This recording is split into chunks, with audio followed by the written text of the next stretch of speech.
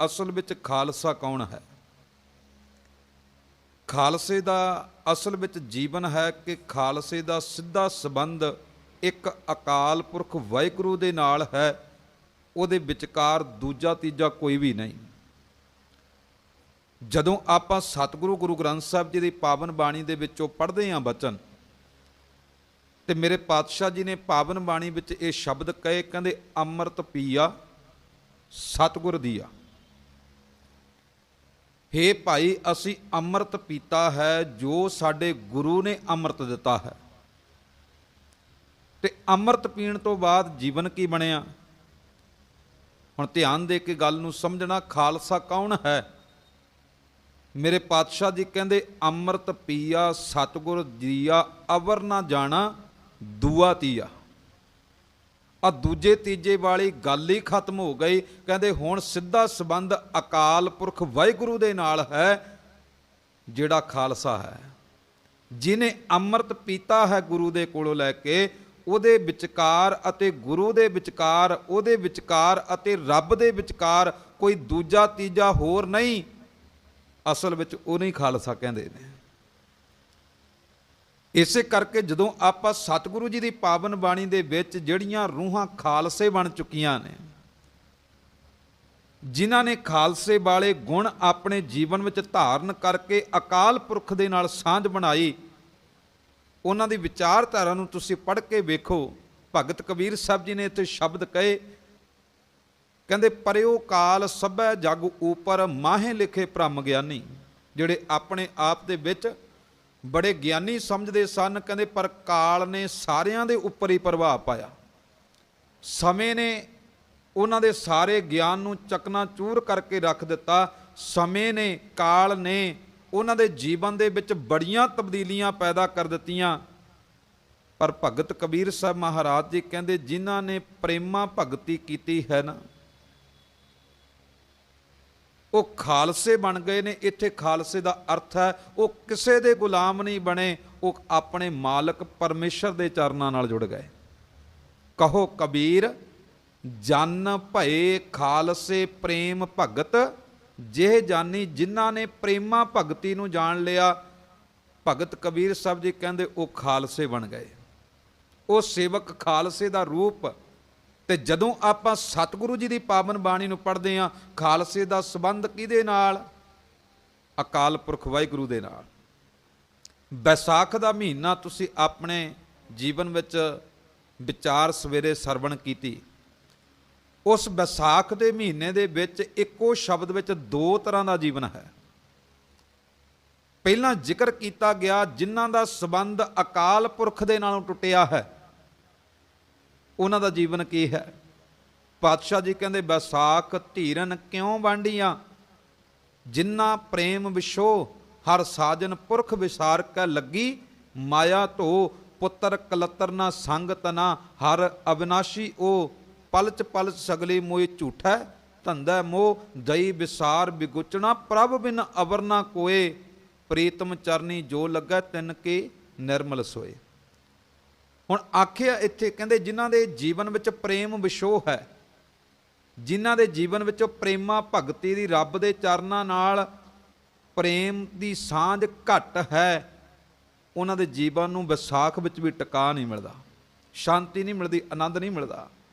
जिन्हां दा संबंध टुटिया, जिन्हां दा संबंध अकाल पुरख वाहिगुरू दे नाल जुड़िया, प्यारिओ ओही खालसे ने। जिन्हां दा संबंध टुटिया है ना, जिन्हां दे कोल धीआं पुत्तर ते ने, धन दौलत है, कीमती पदार्थ ते ने, पर अपने अकाल पुरख नालों सांझ तोड़ के बैठे ने, वो खालसे नहीं।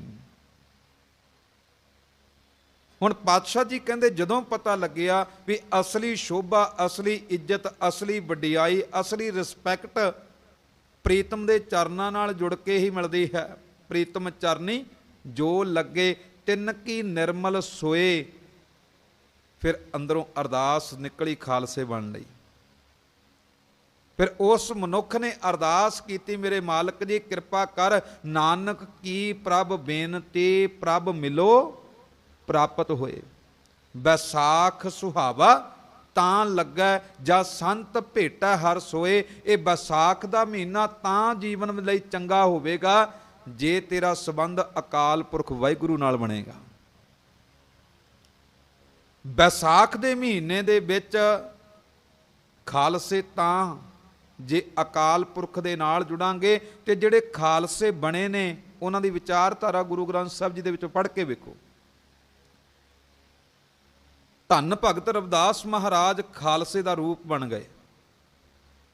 ਤੇ ਖਾਲਸਾ ਕੌਣ? ਜਿਹਦਾ ਸਿੱਧਾ ਸੰਬੰਧ ਅਕਾਲ ਪੁਰਖ ਨਾਲ ਦੂਜਾ ਤੀਜਾ ਹੈ ਹੀ ਕੋਈ ਨਹੀਂ। ਤੇ ਧੰਨ ਰਵਿਦਾਸ ਮਹਾਰਾਜ ਜੀ ਕੀ ਕਹਿੰਦੇ ਨੇ? ਜਦੋਂ ਖਾਲਸੇ ਦਾ ਜੀਵਨ ਅੰਦਰ ਪ੍ਰਗਟ ਹੋ ਗਿਆ, ਉਦੋਂ ਪਰ ਸ਼ਬਦ ਕਹੇ ਸਨ, ਮੇਰੇ ਮਾਲਕ ਜੀ ਸਾਚੀ ਪ੍ਰੀਤ ਹਮ ਤੁਮ ਸਿਓ ਜੋਰੀ, ਤੁਮ ਸਿਓ ਜੋਰ ਅਵਰ ਸੰਗ ਤੋਰੀ। ਤਾਂ ਹੀ ਤੇ ਗੁਰੂ ਕਲਗੀਧਰ ਨੇ ਜਦੋਂ ਸ਼ਬਦ ਕਹੇ, ਇਤਿਹਾਸਕ ਗ੍ਰੰਥਾਂ ਦੇ ਵਿੱਚ ਇਹ ਦਰਜ ਨੇ ਬੋਲ, ਮੇਰੇ ਕਲਗੀਧਰ ਪਿਤਾ ਜੀ ਨੇ ਖਾਲਸਾ ਸਜਾਉਣ ਦੇ ਤੋਂ ਬਾਅਦ ਬਚਨ ਕਹੇ ਸਨ ਕਿ ਪਿਆਰਿਓ, ਹੁਣ ਇੱਕ ਅਕਾਲ ਪੁਰਖ ਤੋਂ ਬਿਨਾਂ ਦੂਜੇ ਕਿਸੇ ਨੂੰ ਮੰਨਣਾ ਹੀ ਕੋਈ ਨਹੀਂ। ਸ਼ਬਦ ਆਪਾਂ ਪੜ੍ਹਦੇ ਹਾਂ, ਮੇਰੇ ਪਾਤਸ਼ਾਹ ਜੀ ਨੇ ਬੋਲ ਕਹੇ ਸਨ, ਕਹਿੰਦੇ ਜਾਗਤ ਜੋਤ ਜਪੈ ਨਿਸ ਬਾਸੁਰ, ਏਕ ਬਿਨਾ ਮਨ ਨੈਕ ਨਾ ਆਨੈ। ਇੱਕ ਤੋਂ ਬਿਨਾ ਕਿਸੇ ਦੂਸਰੇ ਨੂੰ ਥੋੜਾ ਜਿਹਾ ਵੀ ਆਪਣੇ ਧਿਆਨ ਵਿੱਚ ਨਾ ਲੈ ਕੇ ਆਵੇਂ, ਤਾਂ ਤੂੰ ਆਪਣੇ ਜੀਵਨ ਵਿੱਚ ਖਾਲਸਾ ਕਹਾਉਣ ਦਾ ਹੱਕਦਾਰ ਹੈ। ਏਕ ਬਿਨਾ ਮਨ ਨੈਕ ਨਾ ਆਨੈ, ਪੂਰਨ ਪ੍ਰੇਮ ਪ੍ਰਤੀਤ ਸਜੈ। ਪ੍ਰੇਮ ਭਗਤ ਜਹ ਜਾਨੀ, ਪੂਰਨ ਪ੍ਰੇਮ ਪ੍ਰਤੀਤ ਸਜੈ। ਬ੍ਰਤ ਗੋਰ ਮੜੀ ਮਟ ਭੂਲ ਨਾ ਮਾਨੈ। ਤੀਰਥ ਦਾਨ ਦਇਆ ਤਪ ਸੰਜਮ, ਏਕ ਬਿਨਾ ਨਹਿ ਏਕ ਪਛਾਨੈ। ਪੂਰਨ ਜੋਤ ਜਗੈ ਘਟ ਮੈਂ ਤਬ ਖਾਲਸ, ਤਾਹੇ ਨ ਖਾਲਸ ਜਾਣੈ। ਖਾਲਸਾ ਕੌਣ ਹੈ? ਜਿਹਦਾ ਸਿੱਧਾ ਸੰਬੰਧ ਅਕਾਲ ਪੁਰਖ ਵਾਹਿਗੁਰੂ ਦੇ ਨਾਲ। ਤੇ ਧੰਨ ਰਵਿਦਾਸ ਮਹਾਰਾਜ ਜੀ ਖਾਲਸੇ ਦਾ ਰੂਪ ਜਦੋਂ ਬਣੇ, ਉਦੋਂ ਸ਼ਬਦ ਕਹਿ ਦਿੱਤੇ ਸਨ, ਮੇਰੇ ਮਾਲਕ ਜੀ ਰਾਮ ਗੁਸਈਆਂ ਜੀ ਕੇ ਜੀਵਨਾ ਮੋਹਿ ਨਾ ਵਿਸਾਰੋ, ਮੈਂ ਜਨ ਤੇਰਾ। ਜਿੱਦਣ ਅਸੀਂ ਖਾਲਸੇ ਬਣ ਗਏ, ਉਦਣ ਕਹਿ ਦਵਾਂਗੇ, ਮੇਰੇ ਸਤਿਗੁਰਾ ਮੈਂ ਤੁਝ ਬਿਨ ਅਵਰ ਨਾ ਕੋਏ। ਜਿੱਦਣ ਅਸੀਂ ਖਾਲਸੇ ਬਣਾਂਗੇ, ਉਦਣ ਅਰਦਾਸ ਗੁਰੂ ਦੇ ਚਰਨਾਂ ਵਿੱਚ ਆ ਕੇ ਇਹੀ ਕਰਾਂਗੇ, ਗੁਰਾ ਇੱਕ ਦੇ ਬੁਝਾਈ। ਹੁਣ ਅਰਦਾਸ ਰੋਜ਼ ਕਰਦੇ ਆ, ਪਰ ਜਿੱਦਣ ਖਾਲਸੇ ਬਣ ਗਏ, ਉਦਣ ਅਰਦਾਸ ਇਹ ਹੋਵੇਗੀ ਜਿਹੜੀ ਜਪਜੀ ਸਾਹਿਬ ਜੀ ਦੀ ਬਾਣੀ ਵਿੱਚ ਮੇਰੇ ਧੰਨ ਗੁਰੂ ਨਾਨਕ ਸਾਹਿਬ ਜੀ ਨੇ ਸਾਨੂੰ ਸਮਝਾਈ। ਜਿੱਦਣ ਖਾਲਸਾ ਬਣ ਗਿਆ ਨਾ, ਉਦਣ ਮੰਗ ਰੱਖੇਗਾ ਆਪਣੇ ਗੁਰੂ ਦੇ ਚਰਨਾਂ ਦੇ ਵਿੱਚ, ਗੁਰਾ ਇੱਕ ਦੇ ਬੁਝਾਈ। ਗੁਰੂ ਪੁੱਛੇਗਾ ਕਿਹੜੀ ਅਕਲ, ਕਿਹੜੀ ਸੋਝੀ, ਕਿਹੜੀ ਸਮਝ, ਕਿਹੜੀ ਸਿੱਖਿਆ। ਤੇ ਅਰਦਾਸ ਅੰਦਰੋਂ ਇਹ ਨਿਕਲੇਗੀ, ਸਭਨਾ ਜੀਆਂ ਕਾ ਇੱਕ ਦਾਤਾ ਸੋ ਮੈਂ ਬਿਸਰ ਨਾ ਜਾਈ। ਕਿਉਂਕਿ ਖਾਲਸਾ ਜਿਹੜਾ ਬਣ ਜਾਂਦਾ, ਉਹ ਇੱਕ ਨਾਲ ਹੀ ਜੁੜਦਾ, ਉਹ ਅਨੇਕਾਂ ਦਾ ਪੁਜਾਰੀ ਨਹੀਂ ਬਣਦਾ। ਉਹ ਅਨੇਕਾਂ ਧਾਗੇ ਤਬੀਜ ਜਾਦੂ ਟੂਣੇ ਮੜੀਆਂ ਮਸਾਣ ਬਾਬੇ ਪੀਰ, ਜਿੰਨਾ ਕੁਝ ਵੀ ਇਸ ਧਰਤੀ ਦੇ ਉੱਪਰ, ਉਹ ਕਿਸੇ ਦਾ ਪੁਜਾਰੀ ਨਹੀਂ ਬਣਦਾ, ਕਿਉਂਕਿ ਉਹਦਾ ਸਿੱਧਾ ਸੰਬੰਧ ਅਕਾਲ ਪੁਰਖ ਵਾਹਿਗੁਰੂ ਦੇ ਨਾਲ ਹੁੰਦਾ। ਤਾਂ ਹੀ ਤੇ ਆਪਾਂ ਜਦੋਂ ਕਲਗੀਧਰ ਪਿਤਾ ਦੀਆਂ ਬਾਤਾਂ ਪੜ੍ਹਦੇ ਹਾਂ, ਜਦੋਂ ਉਹਨਾਂ ਨੂੰ ਪੁੱਛੀਏ ਸੱਚੇ ਪਾਤਸ਼ਾਹ ਇਹ ਖਾਲਸਾ ਤੁਹਾਡਾ? ਮੇਰੇ ਪਾਤਸ਼ਾਹ ਜੀ ਕਹਿੰਦੇ ਮੇਰਾ ਨਹੀਂ। ਫਿਰ ਸੱਚੇ ਪਾਤਸ਼ਾਹ ਜੀ ਖਾਲਸਾ ਕਿਹਦਾ? ਮੇਰੇ ਸਾਹਿਬ ਜੀ ਕਹਿੰਦੇ ਖਾਲਸਾ ਅਕਾਲ ਪੁਰਖ ਕੀ ਫੌਜ। ਇਹ ਤੇ ਅਕਾਲ ਪੁਰਖ ਦੀ ਫੌਜ ਹੈ, ਇਹ ਤੇ ਅਕਾਲ ਪੁਰਖ ਦਾ ਹੈ। ਜਦੋਂ ਗੱਲ ਆਈ ਖਾਲਸੇ ਦੀ, ਇਹ ਖਾਲਸਾ ਕਿਹਦਾ ਹੈ, ਇਹ ਕਿਹਦੇ ਨਾਲ ਜੁੜਿਆ ਹੈ, ਉਦੋਂ ਸ਼ਬਦ ਕਹਿ ਦਿੱਤੇ ਸਨ, ਵਾਹਿਗੁਰੂ ਜੀ ਕਾ ਖਾਲਸਾ। ਇਹ ਤੇ ਵਾਹਿਗੁਰੂ ਦਾ ਹੈ, ਕਿਸੇ ਹੋਰ ਦਾ ਨਹੀਂ। ਚੇਤੇ ਰੱਖਿਓ। ਇਸ ਕਰਕੇ ਧਿਆਨ ਦੇਣਾ, ਖਾਲਸੇ ਦਾ ਅਰਥ ਕੀ ਹੈ? ਜਿਹੜਾ ਸਿੱਧਾ ਆਪਣੇ ਮਾਲਕ ਪਰਮੇਸ਼ਰ ਦੇ ਚਰਨਾਂ ਨਾਲ ਜੁੜਿਆ ਹੋਇਆ। ਫਿਰ ਖਾਲਸਾ ਹੀ ਇਹ ਗੱਲ ਕਹਿੰਦਾ ਹੈ, ਮੇਰੇ ਮਾਲਕ ਜੀ ਹੁਣ ਤੇਰੇ ਤੋਂ ਬਿਨਾਂ ਮੈਂ ਕਿਸੇ ਹੋਰ ਨਾਲ ਜੁੜਨਾ ਕੋਈ ਨਹੀਂ। ਇਸ ਕਰਕੇ ਮੇਰੇ ਮਾਲਕਾ ਤੁਧ ਬਿਨ ਦੂਜਾ ਨਾਹੀ ਕੋਏ, ਤੂੰ ਕਰਤਾਰ ਕਰੈ ਸੋ ਹੋਏ ਤੇਰਾ ਜੋਰ, ਤੇਰੀ ਮਨ ਟੇਕ ਸਦਾ ਸਦਾ ਜਪ ਨਾਨਕ ਏਕ। ਜਿਹੜਾ ਖਾਲਸਾ ਬਣ ਗਿਆ ਉਹਨੇ ਇਹ ਸ਼ਬਦ ਕਹੇ ਨੇ ਕਿ ਮੇਰੇ ਮਾਲਕ ਜੀ ਫਿਰਤ ਫਿਰਤ ਪ੍ਰਭ ਆਇਆ, ਪਰਿਆ ਤਉ ਸ਼ਰਨ ਆਏ, ਨਾਨਕ ਕੇ ਪ੍ਰਭ ਬੇਨਤੀ ਆਪਣੀ ਭਗਤੀ ਲਾਏ। ਹੁਣ ਆਪਣੀ ਭਗਤੀ ਲਾਈ, ਕਿਸੇ ਹੋਰ ਦੀ ਨਹੀਂ। ਜਿੱਦਣ ਖਾਲਸੇ ਬਣ ਗਏ ਉਦਣ ਅਰਦਾਸ ਇਹ ਅੰਦਰੋਂ ਨਿਕਲੇ ਗਏ, ਮੇਰੇ ਮਾਲਕ ਜੀ ਕਿਰਪਾ ਕਰ, ਰਹਿਮਤ ਕਰ, ਮੈਂ ਤੇਰੇ ਨਾਲ ਹੀ ਜੁੜਨਾ ਚਾਹੁੰਦਾ ਹਾਂ, ਮੈਂ ਤੇਰੇ ਦਰ ਤੋਂ ਬਿਨਾਂ ਕਿਸੇ ਹੋਰ ਦਰ ਦਾ ਮੰਗਤਾ ਨਹੀਂ ਬਣਨਾ ਚਾਹੁੰਦਾ।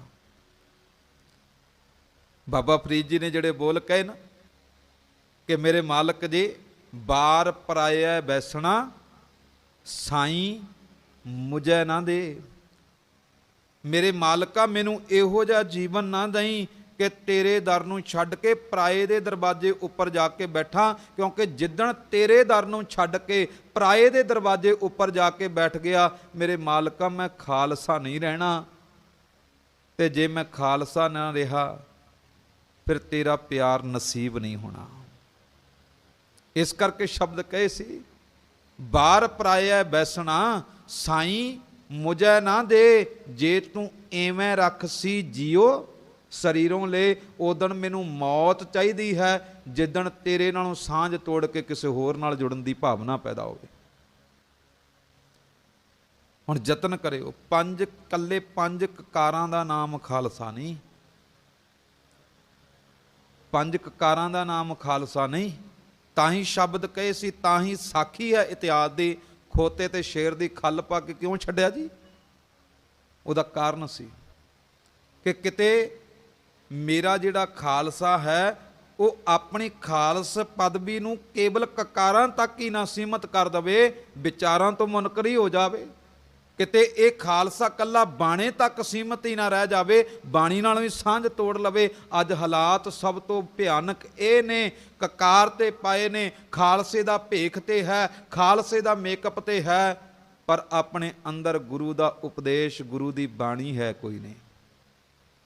ਤਾਂ ਹੀ ਤੇ ਅਨੇਕਾਂ ਲੋਕ, ਮੈਂ ਕਈ ਵਾਰੀ ਬੇਨਤੀ ਚਰਨਾਂ ਵਿੱਚ ਕਰਦਾ, ਗੁਰੂ ਗੋਬਿੰਦ ਸਿੰਘ ਨੇ ਬਚਨ ਕਹੇ ਸਨ, ਖਾਲਸਾ ਮੇਰੋ ਰੂਪ ਹੈ ਖਾਸ, ਖਾਸ ਹੈ ਮੇਰਾ ਖਾਸ ਰੂਪ ਖਾਲਸਾ ਹੈ। ਤੇ ਜੇ ਅਸੀਂ ਗੁਰੂ ਗੋਬਿੰਦ ਸਿੰਘ ਦੇ ਰੂਪ ਹਾਂ, ਗੁਰੂ ਗੋਬਿੰਦ ਸਿੰਘ ਕਿਸੇ ਦੁਨਿਆਵੀ ਬੰਦੇ ਦੇ ਅੱਗੇ ਝੁਕਿਆ, ਕਿਸੇ ਮੜੀ ਮਸਾਣ ਦੀ ਪੂਜਾ ਕੀਤੀ, ਕਿਸੇ ਧਾਗੇ ਤਵੀਜ਼ ਜਾਦੂ ਟੂਣੇ ਨਾਲ ਆਪਣੇ ਜੀਵਨ ਨੂੰ ਜੋੜਿਆ, ਕਿਤੇ ਆਪਣੇ ਸਮਾਗਮਾਂ ਦੇ ਵਿੱਚ ਆਪਣੇ ਪੁੱਤਰ ਦੇ ਜਨਮ ਦਿਨ ਦੇ ਉੱਪਰ, ਆਪਣੇ ਪੁੱਤਰਾਂ ਦੇ ਜਨਮ ਦਿਹਾੜਿਆਂ ਦੇ ਉੱਪਰ ਆਪਣੇ ਘਰਾਂ ਦੇ ਵਿੱਚ ਸ਼ਰਾਬਾਂ ਕਬਾਬਾਂ ਦੇ ਦੌਰ ਚਲਾਏ, ਕਿ ਉਹਨਾਂ ਨੇ ਆਪਣੇ ਘਰਾਂ ਦੇ ਵਿੱਚ ਇਹੋ ਜਿਹੇ ਖੁਸ਼ੀ ਦੇ ਮੌਕੇ ਦੇ ਉੱਪਰ ਨਾਚ ਗਾਣੇ ਕੀਤੇ। ਜੇ ਅਸੀਂ ਗੁਰੂ ਦਾ ਰੂਪ ਹਾਂ ਫਿਰ ਸਾਡੇ ਘਰਾਂ ਵਿੱਚ ਕਿਉਂ? ਜੇ ਅਸੀਂ ਗੁਰੂ ਦੇ ਰੂਪ ਹਾਂ, ਖਾਲਸਾ ਰੂਪ ਹੈ ਸਾਡੇ ਕੋਲ, ਪੰਜ ਕਕਾਰ ਨੇ, ਫਿਰ ਸਾਡੇ ਬੱਚਿਆਂ ਦੇ ਵਿਆਹਾਂ ਵਿੱਚ ਅਨੇਕਾਂ ਗੰਦੇ ਗੀਤ ਕਿਉਂ ਵੱਜਦੇ ਨੇ? ਸਾਡੇ ਬੱਚਿਆਂ ਦੇ ਵਿਆਹਾਂ ਵਿੱਚ ਨਸ਼ਿਆਂ ਦਾ ਦੌਰ ਕਿਉਂ ਚੱਲਦਾ ਹੈ? ਸਾਡੇ ਘਰਾਂ ਦੇ ਵਿੱਚ ਅਨੇਕਾਂ ਕੁਰੀਤੀਆਂ ਕਿਉਂ ਚੱਲਦੀਆਂ ਪਈਆਂ? ਕਿਉਂਕਿ ਅਸੀਂ ਆਪਣਾ ਸੰਬੰਧ ਆਪਣੇ ਮਾਲਕ ਨਾਲ ਨਹੀਂ ਜੋੜ ਸਕੇ, ਭੇਖ ਤੱਕ ਸੀਮਤ ਰਹਿ ਗਏ। ਤੇ ਸਤਿਗੁਰੂ ਜੀ ਨੇ ਤੇ ਬਚਨ ਕਹੇ ਸਨ ਕਿ ਭਰਮ ਭੇਖ ਤੇ ਰਹਿ ਨਿਆਰਾ, ਸੋ ਖਾਲਸ ਸਤ ਗੁਰੂ ਹਮਾਰਾ। ਜਿਹੜਾ ਭਰਮ ਭੇਖ ਤੋਂ ਮੁਕਤ ਹੈ ਉਹ ਮੇਰਾ ਗੁਰੂ ਖਾਲਸਾ ਹੈ। ਤੇ ਸਤਿਗੁਰੂ ਗੁਰੂ ਕਲਗੀਧਰ ਮਹਾਰਾਜ ਜੀ ਨੇ ਕਿਰਪਾ ਕੀਤੀ, ਖਾਲਸਾ ਕੌਣ ਇਹ ਬੇਨਤੀ ਚਰਨਾਂ ਵਿੱਚ ਕੀਤੀ ਹੈ। ਆਪ ਨੜੇ ਗਰੀਬਾਨ ਮੈਂ ਸਿਰ ਨੀਵਾਂ ਕਰ ਦੇਖ। ਗੁਰੂ ਜੀ ਨੇ ਕਿਰਪਾ ਕੀਤੀ ਹੈ ਵੀ ਪਿਆਰਿਆ ਆਪਣੇ ਅੰਦਰ ਝਾਤ ਮਾਰ ਕੇ ਵੇਖ, ਤੂੰ ਖਾਲਸਾ ਬਣਿਆ ਵੀ ਹੈ ਕਿ ਨਹੀਂ। ਕਿਉਂਕਿ ਖਾਲਸਾ ਕੌਣ ਹੈ?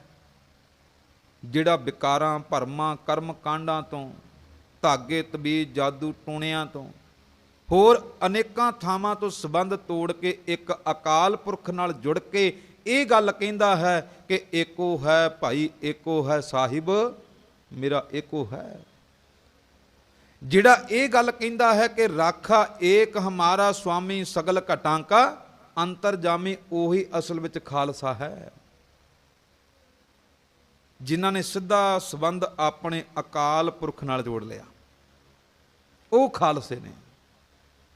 ਤੇ ਇਹੋ ਜਿਹਾ ਖਾਲਸਾ ਮੇਰੇ ਕਲਗੀਧਰ ਪਿਤਾ ਜੀ ਨੇ 1699 ਦੀ ਵਿਸਾਖੀ ਨੂੰ ਆਨੰਦਪੁਰ ਸਾਹਿਬ ਜੀ ਦੀ ਪਾਵਨ ਧਰਤੀ ਦੇ ਉੱਪਰ ਕੇਸਗੜ੍ਹ ਦੇ ਕਿਲੇ ਦੇ ਵਿੱਚ ਪੈਦਾ ਕੀਤਾ, ਪ੍ਰਗਟ ਕੀਤਾ। ਇਹੋ ਜਿਹਾ ਖਾਲਸਾ, ਕਿਉਂਕਿ ਜੇ ਖਾਲਸਾ ਆਪਣੇ ਮਾਲਕ ਦੇ ਨਾਲ ਜੁੜਿਆ ਹੈ, ਫਿਰ ਸਾਡੇ ਜੀਵਨ ਦੇ ਵਿੱਚ ਅੰਧਕਾਰ ਨਹੀਂ ਹੋ ਸਕਦਾ, ਹਨੇਰਾ ਨਹੀਂ ਹੋ ਸਕਦਾ, ਕਿਉਂਕਿ ਅਸੀਂ ਚਾਨਣ ਦੇ ਸਾਹਮਣੇ ਖੜੇ ਹਾਂ। ਉਦਾਹਰਨ ਹੈ,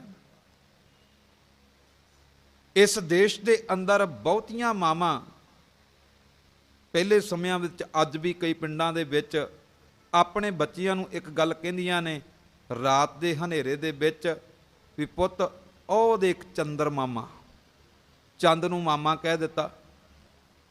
ਮਾਮੇ ਤੋਂ ਭਾਵ ਉਸ ਔਰਤ ਨੇ ਚੰਦ ਨੂੰ ਆਪਣਾ ਭਰਾ ਬਣਾ ਲਿਆ, ਇੰਨਾ ਪਿਆਰ ਦਿੱਤਾ ਚੰਦ ਨੂੰ। ਕਹਿੰਦੀ ਵੇਖ ਪੁੱਤ ਉਹਦੇ ਚੰਦ ਮਾਮਾ ਤੇਰਾ, ਆਪਣੇ ਬੱਚੇ ਨੂੰ ਦਿਖਾਉਂਦੀ ਹੈ ਸਾਰਾ ਸਾਲ। ਪਰ ਸਾਲ ਦੇ ਵਿੱਚ ਇੱਕ ਦਿਨ ਇਹੋ ਜਿਹਾ ਆਉਂਦਾ ਜਿੱਦਣ ਮਾਂ ਕਹਿੰਦੀ ਹੈ ਪੁੱਤ ਅੱਜ ਤੂੰ ਆਪਣੇ ਮਾਮੇ ਵੱਲ ਨਹੀਂ ਵੇਖਣਾ, ਅੱਜ ਨਾ ਵੇਖੀ ਉਹਦੇ ਵੱਲ, ਕਿਉਂਕਿ ਜੇ ਅੱਜ ਉਹਦੇ ਵੱਲ ਵੇਖੇਂਗਾ ਤੇਰੀ ਜ਼ਿੰਦਗੀ ਵਿੱਚ ਬਿਮਾਰੀ ਪੈਦਾ ਹੋ ਸਕਦੀ। ਇਸ ਕਰਕੇ ਕਿਉਂਕਿ ਉਹਦੇ ਅੱਜ ਮੂੰਹ ਨੂੰ ਕਾਲਖ ਲੱਗ ਗਈ। ਪਹਿਲਾਂ ਸਾਰਾ ਸਾਲ ਹੀ ਕਹਿੰਦੀ ਵੇਖ, ਹੁਣ ਚੰਦ ਕੀ ਹੈ ਤੇ ਸੂਰਜ ਕੀ ਹੈ। ਸੂਰਜ ਦੇ ਕੋਲ ਆਪਣੀ ਰੌਸ਼ਨੀ ਤੇ ਚੰਦ ਕੋਲ ਆਪਣੀ ਰੌਸ਼ਨੀ ਨਹੀਂ। ਸੂਰਜ ਦੇ ਕੋਲੋਂ ਚੰਦਰਮਾ ਰੌਸ਼ਨੀ ਲੈਂਦਾ ਤਾਂ ਚਮਕਦਾ ਹੈ, ਸੂਰਜ ਕੋਲੋਂ ਰੌਸ਼ਨੀ ਲੈ ਕੇ ਚੰਦਰਮਾ ਰਾਤ ਦੇ ਹਨੇਰੇ ਨੂੰ ਖਤਮ ਕਰਦਾ ਹੈ। ਸਾਇੰਸ ਨੇ ਅੱਜ ਖੋਜ ਕੀਤੀ ਵੀ ਚੰਦਰਮਾ ਦੀ ਆਪਣੀ ਰੌਸ਼ਨੀ ਨਹੀਂ, ਇਹ ਸੂਰਜ ਤੋਂ ਰੌਸ਼ਨੀ ਲੈਂਦਾ। ਗੁਰੂ ਗ੍ਰੰਥ ਸਾਹਿਬ ਜੀ ਦੀ ਪਾਵਨ ਬਾਣੀ ਨੇ ਪਹਿਲਾਂ ਹੀ ਇਹ ਸ਼ਬਦ ਲਿਖ ਦਿੱਤੇ ਸਨ ਕਿ ਸੱਸ ਘਰ ਸੂਰਜ ਸਮਾਵੈ। ਸੱਸ ਦਾ ਅਰਥ ਹੈ ਚੰਦਰਮਾ, ਸੱਸ ਘਰ ਸੂਰ ਸਮਾਵੈ। ਸੂਰਜ ਜਿਹੜਾ ਹੈ ਉਹ ਆਪਣੀ ਰੌਸ਼ਨੀ ਲੈ ਕੇ ਸੂਰਜ ਚੰਦਰਮਾ ਦੇ ਘਰ ਵਿੱਚ ਜਾ ਕੇ ਸਮਾਉਂਦਾ, ਬੈਠਦਾ। ਚੰਦਰਮਾ ਨੂੰ ਰੌਸ਼ਨੀ ਸੂਰਜ ਦਿੰਦਾ ਹੈ।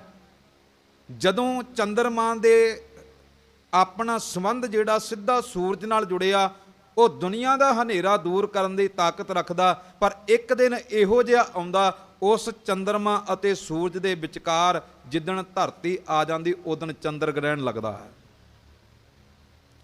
ਉਦਣ ਚੰਦ ਨੂੰ ਗ੍ਰਹਿਣ ਲੱਗ ਜਾਂਦਾ। ਕਿਉਂਕਿ ਹੁਣ ਜਿਹੜਾ ਸਿੱਧਾ ਸੰਬੰਧ ਜੁੜਿਆ ਸੀ ਉਹਦੇ ਵਿਚਕਾਰ ਕੋਈ ਤੀਜਾ ਆ ਗਿਆ। ਇਸ ਕਰਕੇ ਮਾਂ ਕਹਿੰਦੇ ਅੱਜ ਇਹਦੇ ਮੂੰਹ ਨੂੰ ਕਾਲਖ ਲੱਗੀ ਹੈ, ਅੱਜ ਇਹ ਬਿਮਾਰੀ ਪੈਦਾ ਕਰਨ ਵਾਲਾ ਬਣ ਗਿਆ। ਇਸ ਕਰਕੇ ਪੁੱਤ ਭਾਵੇਂ ਇਹਨੂੰ ਮਾਮਾ ਮੈਂ ਤੇਰਾ ਕਿਹਾ, ਪਰ ਇਹਦੇ ਨਾਲ ਨਹੀਂ ਜੁੜਨਾ, ਕਿਉਂਕਿ ਇਹ ਵਿਕਾਰ ਪੈਦਾ ਕਰਨ ਵਾਲਾ ਹੈ, ਅੱਜ ਜੀਵਨ ਨੂੰ ਉਜਾੜਨ ਵਾਲਾ। ਚੇਤੇ ਰੱਖਿਓ, ਜਦੋਂ ਅਸੀਂ ਆਪਣੇ ਮਾਲਕ ਦੇ ਨਾਲ ਸਿੱਧੇ ਜੁੜੇ ਰਹਾਂਗੇ, ਦੁਨੀਆ ਨੂੰ ਚਾਨਣ ਦੇਣ ਵਾਲੇ ਬਣਾਂਗੇ। ਪਰ ਜਿੱਦਣ ਸਾਡੇ ਵਿਚਕਾਰ ਕੋਈ ਹੋਰ ਆ ਗਿਆ ਨਾ, ਜਿੱਦਣ ਸਾਡੇ ਵਿਚਕਾਰ, ਸਾਡੇ ਅਤੇ ਗੁਰੂ ਦੇ ਵਿਚਕਾਰ, ਗੁਰ ਪਰਮੇਸ਼ਰ ਏਕੋ ਜਾਣ, ਜਿੱਦਣ ਗੁਰੂ ਅਤੇ ਸਾਡੇ ਵਿਚਕਾਰ ਕੋਈ ਤੀਜਾ ਆ ਕੇ ਬੈਠ ਗਿਆ, ਚੇਤੇ ਰੱਖਿਓ ਅਸੀਂ ਆਪਣੇ ਗੁਰੂ ਤੋਂ ਫਿਰ ਚਾਨਣ ਲੈ ਕੇ ਦੁਨੀਆ ਦਾ ਹਨੇਰਾ ਨਹੀਂ ਦੂਰ ਕਰ ਸਕਦੇ, ਕਿਉਂਕਿ ਵਿਚਕਾਰ ਕੋਈ ਆ ਗਿਆ ਹੈ। ਹੁਣ ਅਸੀਂ ਗੁਰੂ ਦੀ ਗੱਲ ਸੁਣਨੀ ਬੰਦ ਕਰ ਦਿੱਤੀ। ਹੁਣ ਅਸੀਂ ਆਪਣੇ ਜੀਵਨ ਵਿੱਚ ਉਸ ਬੰਦੇ ਦੀ ਗੱਲ ਸੁਣਦੇ ਹਾਂ ਜਿਹੜਾ ਵਿਚਕਾਰ ਬੈਠਾ। ਤਾਂ ਹੀ ਅਨੇਕਾਂ ਲੋਕ ਬਾਬਿਆਂ ਦੇ ਨਾਲ ਜੁੜੇ ਨੇ, ਪਰ ਜਿੱਥੋਂ ਬਾਬਾ ਚਾਨਣ ਲੈ ਕੇ ਸਾਨੂੰ ਗੱਲ ਦੱਸਦਾ ਉਹਦੇ ਨਾਲ ਨਹੀਂ ਜੁੜਦੇ। ਜੇ ਬਾਬਾ ਇਹ ਗੱਲ ਕਹਿੰਦਾ ਵੀ ਇੱਕ ਆਹ ਸ਼ਬਦ ਪਰ ਤੇਰੇ ਘਰ ਵਿੱਚ ਧਨ ਦੌਲਤ ਬੜੀ ਆਵੇਗੀ, ਫਿਰ ਮੈਂ ਪੂਰੇ ਗੁਰੂ ਗ੍ਰੰਥ ਸਾਹਿਬ ਨੂੰ ਕਿਉਂ ਨਾ ਪੜ੍ਹਾਂ। ਜੇ ਬਾਬਾ ਇਹ ਗੱਲ ਕਹਿੰਦਾ ਆਹ ਸ਼ਬਦ ਪੜ੍ਹ ਤੈਨੂੰ ਪੁੱਤ ਦੀ ਦਾਤ ਮਿਲੇਗੀ, ਫਿਰ ਮੈਂ ਪੂਰੇ ਗੁਰੂ ਗ੍ਰੰਥ ਸਾਹਿਬ ਨੂੰ ਕਿਉਂ ਨਾ ਪੜ੍ਹਾਂ। ਪੂਰੇ ਗੁਰੂ ਗ੍ਰੰਥ ਸਾਹਿਬ ਨੂੰ ਪੜ੍ਹ ਕੇ ਪਤਾ ਨਹੀਂ ਕਿੰਨੀਆਂ ਕੁ ਦਾਤਾਂ ਮਿਲ ਜਾਣੀਆਂ, ਮੈਂ ਇੱਕ ਸ਼ਬਦ ਹੀ ਕਿਉਂ ਪੜ੍ਹਾਂ ਬਾਬੇ ਦੇ ਕਹਿਣ ਤੇ। ਕਾਰਨ ਹੀ ਇਹ ਕਿ ਅਸੀਂ ਗੁਰੂ ਅਤੇ ਸਿੱਖ ਦੇ ਵਿਚਕਾਰ ਅੱਜ ਤੀਜਾ ਆ ਕੇ ਬੈਠ ਗਿਆ। ਤਾਂ ਹੀ ਸਾਡਾ ਪੰਥ ਗਿਰਾਵਟ ਵਿੱਚ ਜਾ ਰਿਹਾ, ਤਾਂ ਹੀ ਦੁਨੀਆ ਦੇ ਵਿੱਚ ਅਨੇਕਾਂ ਤਰ੍ਹਾਂ ਦਾ ਸਾਡੇ ਘਰਾਂ ਵਿੱਚ ਹਨੇਰਾ ਪੈਦਾ ਹੋ ਗਿਆ। ਪਤੀ ਅਤੇ ਪਤਨੀ ਦਾ ਕਿੱਡਾ ਪਿਆਰਾ ਰਿਸ਼ਤਾ, ਪਰ ਜਦੋਂ ਗੁਰੂ ਵਿੱਚ ਬੈਠਾ ਸੀ ਉਦੋਂ ਪਿਆਰ ਵਾਲਾ ਰਿਸ਼ਤਾ, ਉਦੋਂ ਆਨੰਦ ਕਾਰਜ। ਇੱਥੇ ਗੁਰੂ ਨੂੰ ਕੋਲ ਰੱਖਿਆ, ਘਰ ਵਿੱਚ ਪਹੁੰਚੇ ਤੇ ਉਹੀ ਰਿਸ਼ਤਾ ਵਿਕਾਰਾਂ ਵਾਲਾ ਬਣ ਗਿਆ, ਕਿਉਂਕਿ ਹੁਣ ਦੋਵੇਂ ਰਹਿ ਗਏ ਨੇ ਵਿੱਚੋਂ ਗੁਰੂ ਨੂੰ ਆਪਣੇ ਨੂੰ, ਜਿੱਥੋਂ ਚਾਨਣ ਲੈਣਾ ਸੀ ਦੋਨਾਂ ਨੇ ਉਹਨੂੰ ਪਾਸੇ ਕਰ ਦਿੱਤਾ। ਇਸ ਕਰਕੇ ਯਤਨ ਕਰਿਓ, ਜਿਹੜੀ ਬੇਨਤੀ ਕਰਦਾ ਪਿਆ, ਖਾਲਸਾ ਕੌਣ? ਜਿਹਦਾ ਸਿੱਧਾ ਸੰਬੰਧ ਆਪਣੇ ਮਾਲਕ ਦੇ ਨਾਲ ਹੈ, ਆਪਣੇ ਵਾਹਿਗੁਰੂ ਦੇ ਨਾਲ ਹੈ। ਸਤਿਗੁਰੂ ਗੁਰੂ ਕਲਗੀਧਰ ਮਹਾਰਾਜ ਜੀ ਨੇ ਕਿਰਪਾ ਕੀਤੀ, ਖਾਲਸਾ ਪ੍ਰਗਟ ਕੀਤਾ। ਪੰਜ ਪਿਆਰੇ ਭਾਈ ਦਇਆ ਸਿੰਘ ਜੀ, ਭਾਈ ਧਰਮ ਸਿੰਘ ਜੀ, ਭਾਈ ਹਿੰਮਤ ਸਿੰਘ ਜੀ, ਭਾਈ ਮੋਹਕਮ ਸਿੰਘ ਜੀ ਤੇ ਭਾਈ ਸਾਹਿਬ ਸਿੰਘ ਜੀ, ਇਹ ਪੰਜ ਪਿਆਰੇ ਅੰਮ੍ਰਿਤ ਦੀ ਦਾਤ ਲੈ ਕੇ ਪ੍ਰਗਟ ਹੋਏ। ਅਸਲ ਵਿੱਚ ਇਹ ਪੰਜ ਪਿਆਰੇ ਨਹੀਂ, ਇਹ ਪੰਜ ਗੁਣ ਨੇ ਜਿਹੜੇ ਇੱਕ ਖਾਲਸੇ ਦੇ ਅੰਦਰ ਹੋਣੇ ਚਾਹੀਦੇ ਨੇ। ਇਹਨਾਂ ਪੰਜਾਂ ਗੁਣਾਂ ਤੋਂ ਸਖਣੇ ਰਹਿਣ ਕਰਕੇ ਸਾਡੇ ਜੀਵਨ ਵਿੱਚ ਉਜਾੜਾ ਪਿਆ। ਦਇਆ ਨਹੀਂ ਤੇ ਅਸੀਂ ਜ਼ਾਲਮ ਬਣ ਗਏ, ਧਰਮ ਨਹੀਂ ਸਾਡੇ ਜੀਵਨ ਵਿੱਚ ਭਟਕਣਾ ਬਣ ਗਈ, ਹਿੰਮਤ ਨਹੀਂ ਅਸੀਂ ਧਰਮ ਕਮਾਉਣ ਤੋਂ ਅਵੇਸਲੇ ਹੋ ਗਏ। ਹਿੰਮਤ ਹੋਣੀ ਚਾਹੀਦੀ ਸੀ, ਫਿਰ ਅੰਮ੍ਰਿਤ ਵੇਲੇ ਉੱਠਣਾ ਔਖਾ ਨਹੀਂ ਲੱਗਣਾ ਸੀ, ਫਿਰ ਬਾਣੀ ਪੜ੍ਹਨੀ ਔਖੀ ਨਹੀਂ ਲੱਗਣੀ ਸੀ, ਫਿਰ ਕਿਰਪਾਨ ਪਹਿਨਣੀ ਔਖੀ ਨਹੀਂ ਲੱਗਣੀ ਸੀ। ਅੱਜ ਹਾਲਾਤ ਨੇ ਹਿੰਮਤ ਆਪਣੇ ਅੰਦਰੋਂ ਖਤਮ ਕਰ ਦਿੱਤੀ। ਅੱਜ ਕਿਰਪਾਨ ਪਾਉਣ ਤੋਂ ਡਰਦੇ ਹਾਂ ਵੀ ਜੇ ਕਿਰਪਾਨ ਪਾ ਲਈ ਫਿਰ ਗੰਦੇ ਗੀਤ ਨਹੀਂ ਸੁਣਨੇ। ਗੁਰੂ ਤੇ ਇਹ ਗੱਲ ਕਹਿੰਦਾ, ਫਿਰ ਨਸ਼ੇ ਨਹੀਂ ਕਰ ਹੋਣੇ, ਫਿਰ ਹੋਰ ਅਨੇਕਾਂ ਮੜੀਆਂ ਮਸਾਨ ਜਿਨ੍ਹਾਂ ਦੀ ਪੂਜਾ ਕਰਨਾ ਇਹ ਨਹੀਂ ਕਰ ਹੋਣੀਆਂ। ਨਹੀਂ, ਹਿੰਮਤ ਢਹਿ ਢੇਰੀ ਕਰ ਦਿੱਤੀ, ਹਿੰਮਤ ਛੱਡ ਦਿੱਤੀ। ਗੁਰੂ ਨੇ ਕਿਰਪਾ ਕੀਤੀ, ਇੱਕ ਖਾਲਸੇ ਵਿੱਚ ਪੰਜੇ ਗੁਣ ਪੈਦਾ ਕੀਤੇ। ਪਰ ਪੰਜ ਹੀ ਕਿਉਂ? ਇਸ ਗੱਲ ਦੀ ਤੁਹਾਡੇ ਚਰਨਾਂ ਦੇ ਵਿੱਚ ਬੇਨਤੀ ਕਰਨ ਲੱਗਿਆ ਵੀ ਪੰਜ ਦੀ ਸਾਡੇ ਧਰਮ ਦੇ ਵਿੱਚ ਮਹਾਨਤਾ ਕੀ? ਪੰਜ ਹੀ ਕਿਉਂ? ਪੰਜ ਸ਼ਰਈ ਮੰਗੇ। ਤੇ ਖਿਆਲ ਕਰਿਓ, ਜਦੋਂ ਆਪਾਂ ਪੜ੍ਹਾਂਗੇ ਨਾ ਇਤਿਹਾਸ, ਜਦੋਂ ਆਪਾਂ ਆਪਣੇ ਗੁਰੂ ਦੀ ਬਾਣੀ ਨੂੰ ਪੜ੍ਹਾਂਗੇ, ਰੱਬ ਨੇ ਜਦੋਂ ਸੰਸਾਰ ਦੀ ਰਚਨਾ ਕੀਤੀ ਤੇ ਪੰਜ ਤੱਤਾਂ ਦੀ ਵਰਤੋਂ ਕੀਤੀ ਹੈ। ਅਪ, ਤੇਜ, ਵਾਯ, ਪ੍ਰਿਥਵੀ, ਆਕਾਸ਼ਾ, ਇਹ ਪੰਜ ਚੀਜ਼ਾਂ ਵਰਤੀਆਂ, ਸੰਸਾਰ ਦੀ ਰਚਨਾ ਕੀਤੀ। ਸਾਡਾ ਸਰੀਰ ਪੰਜਾਂ ਤੱਤਾਂ ਦਾ ਬਣਿਆ ਹੋਇਆ। ਸਾਡੇ ਕੋਲ ਪੰਜ ਕਰਮ ਇੰਦਰੇ ਨੇ ਤੇ ਪੰਜ ਗਿਆਨ ਇੰਦਰੇ ਨੇ। ਪੰਜਾਂ ਦੀ ਮਹਾਨਤਾ ਕੀ? ਜਦੋਂ ਸਤਿਗੁਰੂ ਗੁਰੂ ਨਾਨਕ ਸਾਹਿਬ ਮਹਾਰਾਜ ਜੀ ਨੇ ਗੱਲ ਕੀਤੀ ਤੇ ਉਦੋਂ ਸ਼ਬਦ ਕਹੇ, ਕਹਿੰਦੇ ਪਿਆਰਿਆ, ਜੇ ਇਹ ਸੰਸਾਰ ਦੀ ਰਚਨਾ ਪੰਜ ਤੱਤਾਂ ਨਾਲ, ਪਰ ਚੇਤੇ ਰੱਖੀ ਸੰਸਾਰ ਨੂੰ ਉਜਾੜਨ ਵਾਲੇ ਵੀ ਪੰਜ ਜਾਣੇ ਨੇ, ਇਹਨਾਂ ਤੋਂ ਬਚ ਕੇ ਰਹੀਂ। ਜੇ ਸੰਸਾਰ ਦੀ ਰਚਨਾ ਪੰਜ ਤੱਤਾਂ ਦੀ ਹੈ, ਫਿਰ ਮੇਰੇ ਪਾਤਸ਼ਾਹ ਜੀ ਕਹਿੰਦੇ ਚੇਤੇ ਰੱਖੀ, ਰਾਜ, ਮਾਲ, ਰੂਪ, ਜਾਤ, ਜੋਬਨ, ਪੰਜੇ ਠੱਗ, ਇੰਨੀ ਠੱਗੀ ਜੱਗ ਸੱਗਿਆ, ਕਿਸੇ ਨਾ ਰੱਖੀ ਲੱਜ। ਬਚ ਕੇ ਰਹੀਂ। ਇਹ ਸੰਸਾਰ ਨੂੰ ਪੈਦਾ ਕਰਨ ਵਾਲੇ ਪੰਜ ਤੱਤ ਨੇ, ਪਰ ਉਜਾੜਨ ਵਾਲੇ ਵੀ ਪੰਜ ਨੇ। ਇਸ ਦੇਹੀ ਅੰਤਰ ਪੰਜ ਚੋਰ ਬਸੈ, ਕਾਮ, ਕ੍ਰੋਧ, ਲੋਭ, ਮੋਹ, ਅਹੰਕਾਰਾ। ਅੰਮ੍ਰਿਤ ਲੂਟੈ ਮਨ ਮੁਖ, ਨਹੀਂ ਬੂਝੈ ਕੋਏ ਨਾ ਸੁਣੈ ਪੁਕਾਰਾ। ਜਦੋਂ ਪੰਜ ਦੀ ਗੱਲ ਕੀਤੀ, ਮੇਰੇ ਪਾਤਸ਼ਾਹ ਜੀ ਕਹਿੰਦੇ ਇਹਨਾਂ ਪੰਜਾਂ ਤੋਂ ਬਚ ਕੇ ਰਹੀਂ, ਪਰ ਚੇਤੇ ਰੱਖੀ ਜੇ ਸੱਚਖੰਡ ਵਿੱਚ ਪਹੁੰਚਣਾ, ਫਿਰ ਪੰਜ ਖੰਡ ਦੱਸੇ ਸਾਨੂੰ ਜਪਜੀ ਸਾਹਿਬ ਦੀ ਬਾਣੀ ਦੇ। ਗਿਆਨ ਖੰਡ, ਧਰਮ ਖੰਡ, ਕਰਮ ਖੰਡ, ਸਰਮ ਖੰਡ ਤੇ ਸੱਚਖੰਡ, ਪੰਜ ਖੰਡਾਂ ਦੀ ਗੱਲ। ਫਿਰ ਗੁਰੂ ਕਲਗੀਧਰ ਮਹਾਰਾਜ ਜੀ ਨੇ ਜਦੋਂ ਅੰਮ੍ਰਿਤ ਦਾ ਬਾਟਾ ਤਿਆਰ ਕੀਤਾ, ਉਦੋਂ ਵੀ ਪੰਜ ਚੀਜ਼ਾਂ ਦੀ ਵਰਤੋਂ ਕੀਤੀ। ਖੰਡਾ, ਬਾਟਾ, ਪਾਣੀ, ਪਤਾਸੇ ਅਤੇ ਬਾਣੀ, ਪੰਜ ਚੀਜ਼ਾਂ ਦੀ ਵਰਤੋਂ। ਜਦੋਂ ਗੁਰੂ ਕਲਗੀਧਰ ਮਹਾਰਾਜ ਜੀ ਦੇ ਜੀਵਨ ਨੂੰ ਪੜ੍ਹਾਂਗੇ, ਉਹਨਾਂ ਦੇ ਪੰਜ ਹਰਮਨ ਪਿਆਰੇ ਸ਼ਾਸਤਰ ਜਿਹੜੇ ਸਦੀਵੀ ਤਨ ਦੇ ਉੱਪਰ ਪਹਿਨਦੇ ਸੀ, ਆਪਣੇ ਕੋਲ ਰੱਖਦੇ ਸੀ। ਬੰਦੂਕ, ਕਟਾਰ, ਕਿਰਪਾਨ, ਆਪਣੇ ਜੀਵਨ ਦੇ ਵਿੱਚ ਇੱਕ ਚੱਕਰ, ਇੱਕ ਪਿਸਤੌਲ। ਇਹ ਪੰਜ ਚੀਜ਼ਾਂ ਆਪਣੀ ਜ਼ਿੰਦਗੀ ਦੇ ਅੰਦਰ ਕਲਗੀਧਰ ਪਿਤਾ ਪੰਜ ਪਿਆਰੇ ਆਪਣੇ ਹਰਮਨ ਪਿਆਰੇ ਸ਼ਾਸਤਰ। ਫਿਰ ਸਤਿਗੁਰੂ ਗੁਰੂ ਕਲਗੀਧਰ ਮਹਾਰਾਜ ਜੀ ਨੇ ਪੰਜ ਕਿਲੇ ਸਾਜੇ ਆਨੰਦਪੁਰ ਸਾਹਿਬ ਜੀ ਦੀ ਪਾਵਨ ਧਰਤੀ ਦੇ ਉੱਪਰ। ਪੰਜਾਂ ਦੀ ਮਹਾਨਤਾ ਹੈ ਸਾਡੇ ਇਤਿਹਾਸ ਦੇ ਵਿੱਚ, ਪਰ ਕਿਉਂ ਪੰਜ ਹੀ ਚੋਣ ਕਿਉਂ ਕੀਤੀ? ਮੇਰੇ ਸਤਿਗੁਰੂ ਜੀ ਦੀ ਬਾਣੀ ਨੂੰ ਜਦੋਂ ਆਪਾਂ ਪੜ੍ਹਦੇ ਹਾਂ, ਗੁਰੂ ਦੇ ਇਤਿਹਾਸ ਨੂੰ ਜਦੋਂ ਵੇਖਦੇ ਹਾਂ ਤੇ ਪੰਜਾਂ ਦੀ ਮਹਾਨਤਾ ਆਵੇਗੀ। ਜਦੋਂ ਉੱਚ ਦੇ ਪੀਰ ਬਣ ਕੇ ਤੁਰੇ ਸਨ ਉਦੋਂ ਵੀ 5 ਗੁਰੂ ਕੇ ਸਿੱਖ ਨਾਲ ਤੁਰੇ ਸਨ। ਜਦੋਂ ਬੰਦਾ ਸਿੰਘ ਬਹਾਦਰ ਨੂੰ ਨਦੇੜ ਦੀ ਧਰਤੀ ਦੇ ਉੱਪਰੋਂ ਪੰਜਾਬ ਵੱਲ ਭੇਜਿਆ ਉਦੋਂ ਇਹ 5 ਗੁਰੂ ਕੇ ਸਿੱਖ ਜਥੇਦਾਰ ਬਣਾ ਕੇ ਨਾਲ ਭੇਜੇ ਸਨ ਕਿ ਬੰਦਾ ਸਿੰਘ ਇਹਨਾਂ ਪੰਜਾਂ ਦੀ ਅਗਵਾਈ ਦੇ ਵਿੱਚ ਆਪਣੇ ਜੀਵਨ ਨੂੰ ਤੋਰਨਾ, ਫਤਿਹ ਮਿਲੇਗੀ। 5 ਤੀਰ ਦਿੱਤੇ ਸਨ ਮੇਰੇ ਪਾਤਸ਼ਾਹ ਜੀ ਨੇ। ਗੱਲ ਨੇੜੇ ਕਰਾਂ, 5 ਦੀ ਮਹਾਨਤਾ ਕੀ ਹੈ? ਆਪਾਂ ਕਹਿੰਦੇ ਹਾਂ ਗੁਰੂ ਕਲਗੀਧਰ ਸਾਹਿਬ ਜੀ ਨੇ 5 ਪਿਆਰੇ ਪੈਦਾ ਕੀਤੇ, ਪਰ ਗੁਰੂ ਅਰਜਨ ਸਾਹਿਬ ਮਹਾਰਾਜ ਜੀ ਦੀ ਰਸਨਾ ਤੋਂ ਉਚਾਰਨ ਕੀਤੇ ਪਾਵਨ ਬਚਨ ਲਿਖਣ ਵਾਲੇ ਭਾਈ ਗੁਰਦਾਸ ਜੀ ਕਹਿੰਦੇ ਨਹੀਂ ਸਿੱਖਾ, ਗੁਰੂ ਕਲਗੀਧਰ ਸਾਹਿਬ ਮਹਾਰਾਜ ਜੀ ਨੇ 5 ਪਿਆਰੇ ਨਹੀਂ ਬਲਕਿ 5 ਪਿਆਰਿਆਂ ਦੇ ਰੂਪ ਵਿੱਚ ਪਰਮੇਸ਼ਰ ਆਨੰਦਪੁਰ ਸਾਹਿਬ ਦੀ ਪਾਵਨ ਧਰਤੀ ਤੇ ਪੈਦਾ ਕੀਤਾ।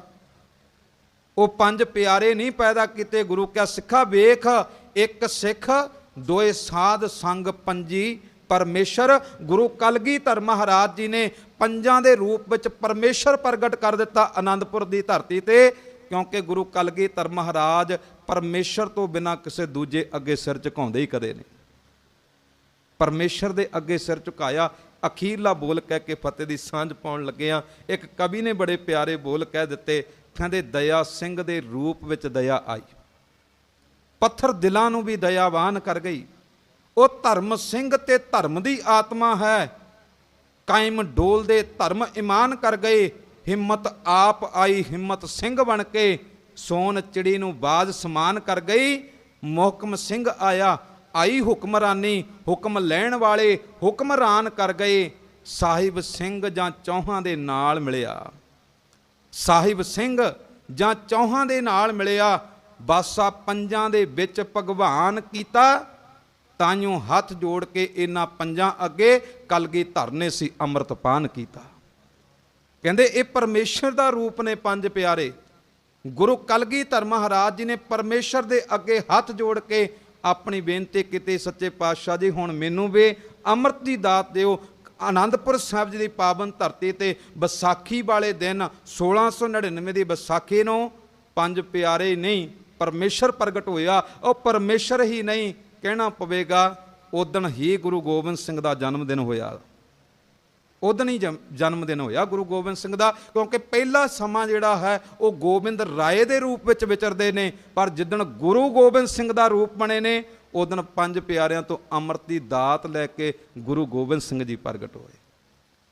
ਸਤਿਗੁਰੂ ਕਿਰਪਾ ਕਰਨ, ਗੁਰੂ ਦੇ ਚਰਨਾਂ ਵਿੱਚ ਆਏ ਖਾਂ ਇਹੀ ਬੇਨਤੀ ਕੀਤੀ, ਖਾਲਸੇ ਦਾ ਸਿੱਧਾ ਸੰਬੰਧ ਅਕਾਲ ਪੁਰਖ ਵਾਹਿਗੁਰੂ ਦੇ ਨਾਲ ਹੈ। ਉਹ ਤੋਂ ਬਿਨਾਂ ਅੰਮ੍ਰਿਤ ਪੀਆ ਸਤਿਗੁਰ ਦੀਆ, ਅਵਰ ਨਾ ਜਾਣਾ ਦੂਆ ਤੀਆ। ਦੂਜੇ ਤੀਜੇ ਦੀ ਗੱਲ ਕੋਈ ਨਹੀਂ, ਇੱਕ ਅਕਾਲ ਪੁਰਖ ਵਾਹਿਗੁਰੂ ਦੇ ਨਾਲ ਜੁੜਾਂਗੇ, ਫਿਰ ਜੀਵਨ ਅੰਦਰ ਇਹ ਲੋਕ ਸੁਖੀਏ ਪਰਲੋਕ ਸੁਹੇਲੇ। ਨਾਨਕ ਹਰ ਪ੍ਰਭ ਆਪੇ ਮੇਲੇ। ਸਮੁੱਚੀ ਸੰਗਤ ਨੂੰ ਖਾਲਸਾ ਪੰਥ ਦੀਆਂ ਬਹੁਤ ਬਹੁਤ ਵਧਾਈਆਂ। ਗੁਰੂ ਕਿਰਪਾ ਕਰਨ ਆਪ ਸਰਬੱਤ ਸੰਗਤ ਦੇ ਸਿਰ ਤੇ ਰਹਿਮਤ ਭਰਿਆ ਹੱਥ ਰੱਖ ਕੇ ਆਪਣੇ ਚਰਨਾਂ ਦੀ ਪ੍ਰੀਤ ਤੇ ਪ੍ਰਤੀਤ ਬਖਸ਼ਿਸ਼ ਕਰਕੇ ਨਿਵਾਜਦੇ ਰਹਿਣ। ਇੰਨੀਆਂ ਬੇਨਤੀਆਂ ਪ੍ਰਵਾਨ ਅੰਤ ਵਿੱਚ ਬੁਲਾਓ ਫਤਿਹ ਆਖੋ ਜੀ ਵਾਹ।